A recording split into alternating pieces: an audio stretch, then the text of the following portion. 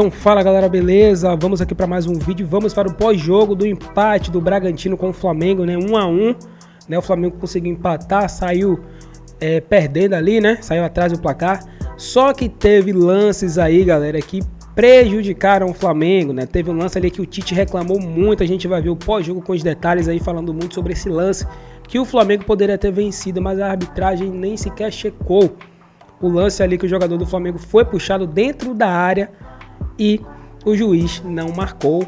Também o VAR não chamou e vamos ver o que é que aconteceu nesse lance aí. E outras polêmicas também, né?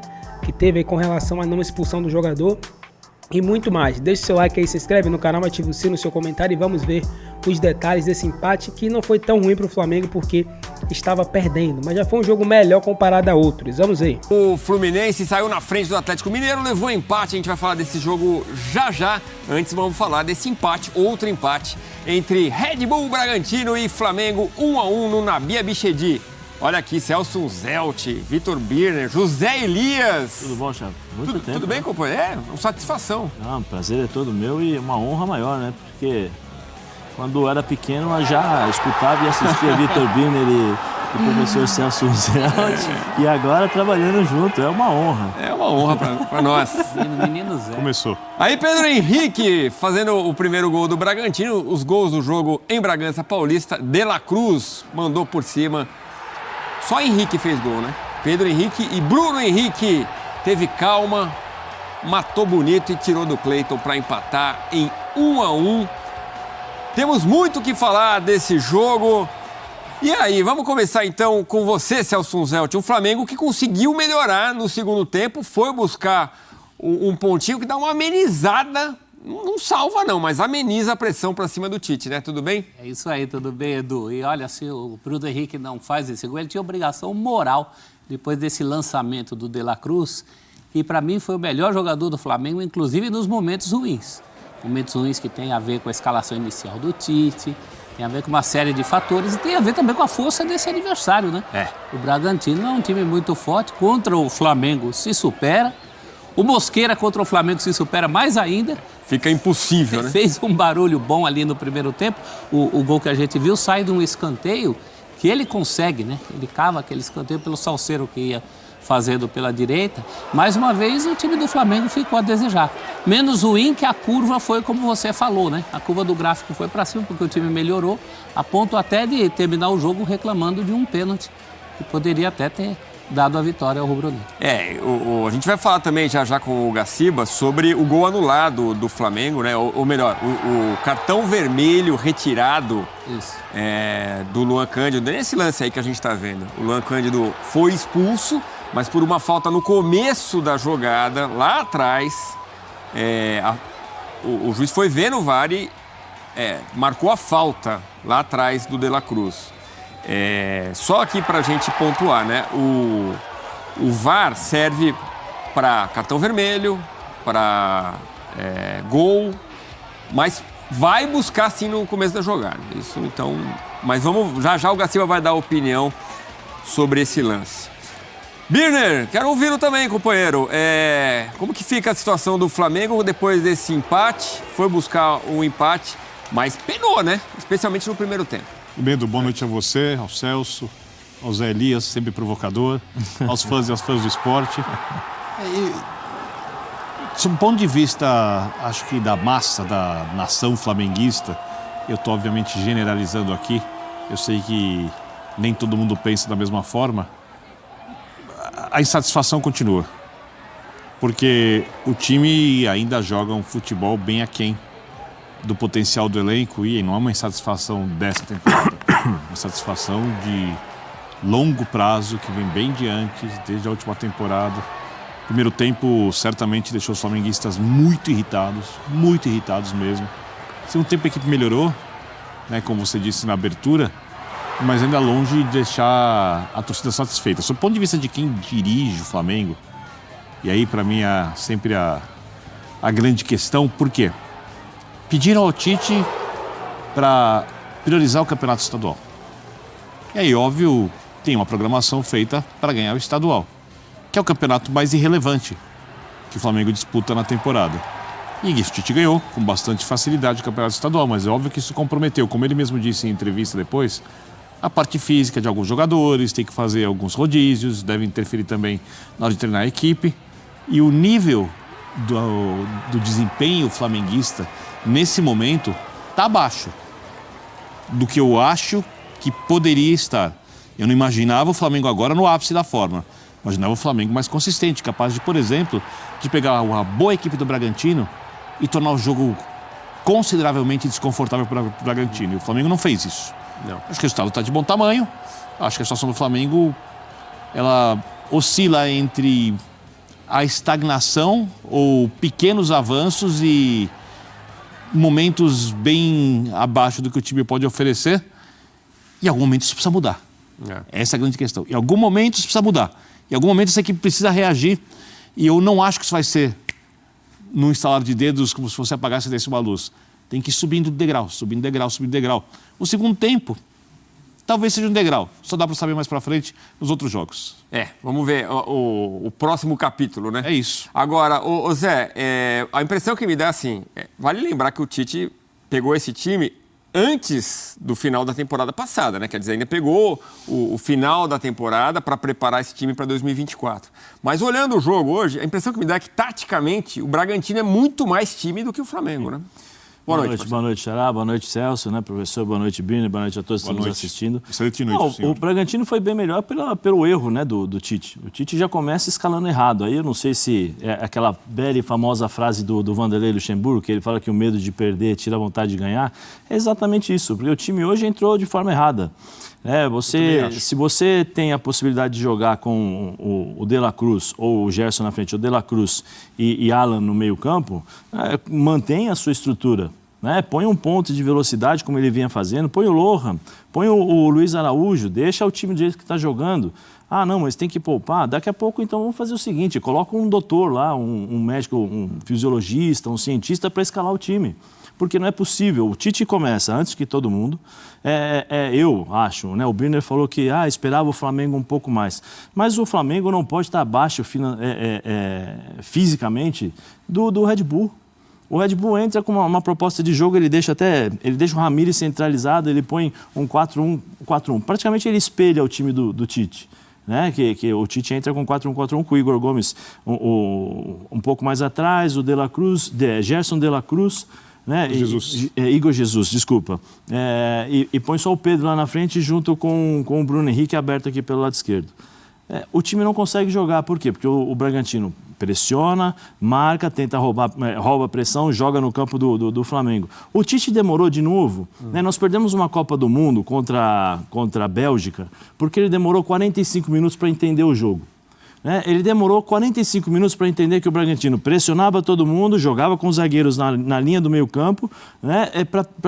O que você pode fazer? Mas no caso demorou 37, que foi quando o Igor Jesus saiu. Mas assim, ele demorou 45, porque se ele entra com o time correto, provavelmente o Bragantino não iria jogar dessa forma. Porque você tem 2 pontas de velocidade, quando você leva a sua defesa para jogar no meio campo, você está sujeito a bola nas costas. Como foi o gol do Flamengo no segundo tempo? Quais foram as principais chances? Como foram as principais chances do Flamengo no segundo tempo? Bola longa, por quê? Porque o time do Bragantino sobe todo, né? E você tem um espaço para você correr. Né? Aí faltou um pouquinho, né, de tato, 45 minutos para entender que o Natan, que é um jogador que tem suas limitações técnicas, né, tomou um cartão com 2 minutos de jogo. Ou seja, vem cá, Alan, De La Cruz, faz o seguinte, Bruno, quando eles pegarem na bola, você vai em diagonal nas costas do Natan. Vai em diagonal, ou se não, joga entre o zagueiro, né?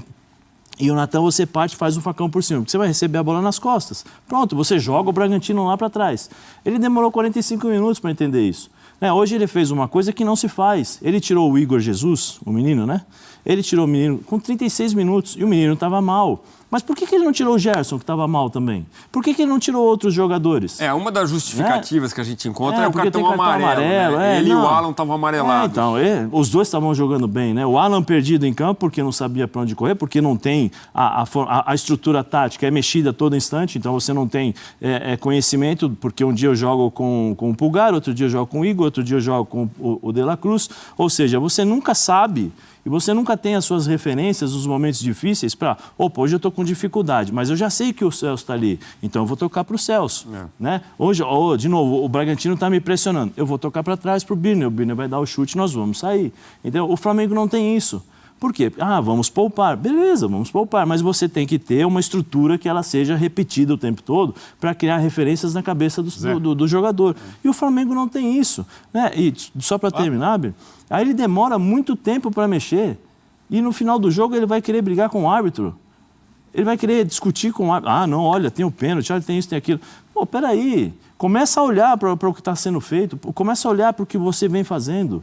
Né? Eu acho que nós nos iludimos um pouco com o Campeonato Carioca, sabe? Aquela coisa de estrutura, os clássicos, aquelas coisas todas, porque agora nós estamos vendo uma outra realidade do Flamengo. A realidade do Flamengo em que os jogadores e o elenco que nós tantos falamos estão sendo testados e estão abaixo do rendimento. Eu não sou contra poupar, embora eu acho que o jogador de futebol precisa jogar, porque tem toda a estrutura, todo o treinamento, tem tudo para jogar. O jogador de futebol não pega ônibus, não acorda 6 horas da manhã. Não, ele recebe muito bem para jogar bola. E eu não consigo entender. Já fiz várias perguntas para os fisiologistas que participam dos programas aqui conosco, preparadores físicos, converso geralmente com os fisiologistas, preparadores físicos, para entender isso. Por que um jogador de futebol hoje profissional, que chega às 7 horas da manhã no centro de treinamento, que tem todo o trabalho, toda a estrutura, e só sai 8 horas da noite, 7 horas da noite depois do treinamento, já suplementado, tudo bem. Você é atleta, você sabe, né? Um pouco, nem tanto. Suplementado. Eles não conseguem jogar 3 partidas seguidas. Essa é a profissão deles. Aí vem com essa história, não, é a ciência, concordo, respeito, mas a ciência também tem que fazer o time que entra jogar bem. Tem que fazer o time que entra repetir os movimentos para você criar estruturas e referências para você, quando tiver dificuldade, jogar. O Flamengo não tem isso.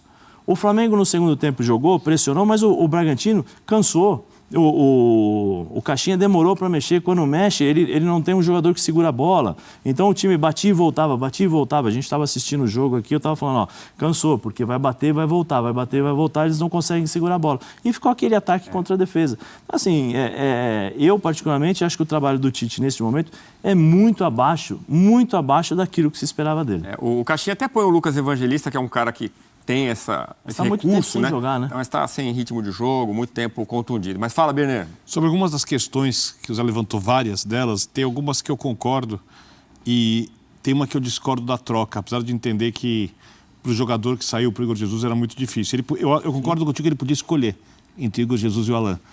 Eu entendo porque ele não tira o Gerson. Porque tem uma coisa que você disse há muito tempo, e eu concordo contigo também sobre isso, em outros programas.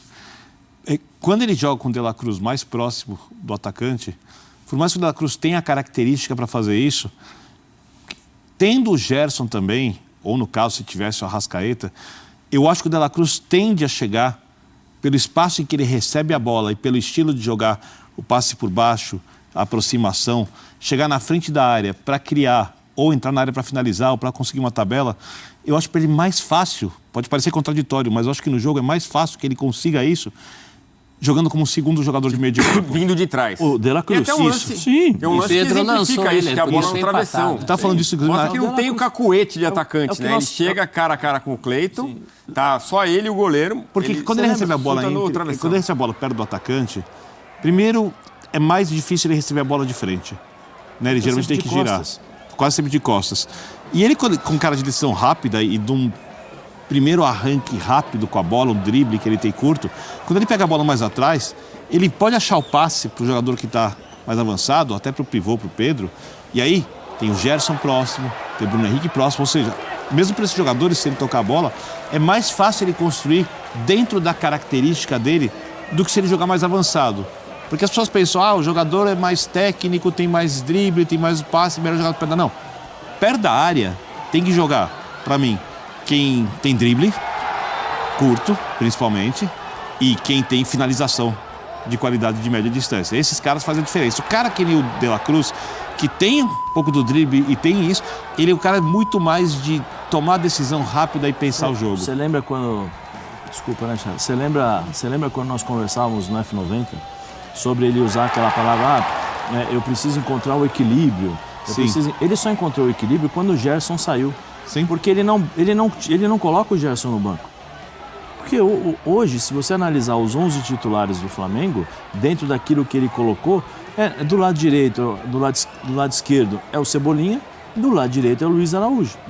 Os melhores jogos do Flamengo... Construtor na esquerda e o atacante em velocidade de fundo da direita. Com o Pulgar, com o De La Cruz e o Arrascaeta ali na frente. O Arrascaeta está machucado, beleza, então você mantém uma estrutura de uma equipe. Né? Manter uma estrutura de uma equipe. Mas ele nem isso ele consegue. E o Tite ele falou nos últimos jogos, né? Como ele sente falta do Arrascaeta, do Cebolinha. Então, mas não era pra sentir. Não adianta. Mas aí ficar ele vai complicar mais ainda, porque ele não ausência. mantém a estrutura. Ele acaba esse jogo. Quem quer poupar, não acaba um jogo deixando de fazer substituição, como ele fez. Ele acaba o jogo, só fez 3 substituições. Então o problema também não é bem esse, duro, né? Não é exatamente esse. Você pode poupar, por exemplo, começando com a sua estrutura. Sim. Depois ele pôs o Luiz Araújo. Por que eu... Assim, desculpa, né, professor, te interromper. Olha lá o De La Cruz no travessão. Daqui a pouco a gente vai ver o Eric Ramírez do outro lado. Em travessão, 1-1 no jogo também. Eu não sei se... Mas acho que a gente tem que falar isso, né? Acho que vale a pena. É como o Jorge Jesus jogava. Jorge Jesus colocava o time titular, poupava 3 jogadores, mas colocava o time titular, a estrutura. Como é que o Abel joga? Nós estamos vendo o Veiga, não está jogando bem, mas o Abel não tira. Mantém uma estrutura de equipe, mantém o time para jogar. Talvez amanhã poupe. Sim, mas quando consegue o resultado, com 60, 65 minutos, o Abel começa a tirar Eles não poupam, eles dosam, né? É minutagem. É diferente. Agora, vocês não acham? Eu fui pensando, vendo a escalação do... Então, galera, esse foi o vídeo aí. Se você curtiu, deixe seu like, se inscreve no canal, ative o sino e, claro, seu comentário. Comente o que é que vocês acharam aí dos detalhes, principalmente das falas do Zé Elias, né, que falou aí do trabalho do Tite.